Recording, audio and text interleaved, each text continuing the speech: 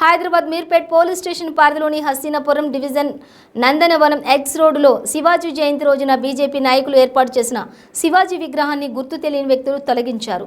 విషయం తెలుసుకుని సంఘటన స్థలానికి తరలివచ్చిన బీజేపీ నాయకులను మీర్పేట్ పోలీసులు అరెస్ట్ చేసి స్టేషన్కు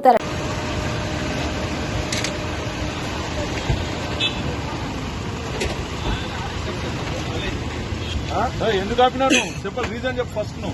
రీజన్ చెప్పు ఫస్ట్. మీ సార్ ఎందుకు మాట రీజన్ చెప్పాలి. ఆపేటప్పుడు రీజన్ తెలవాలి నీకు.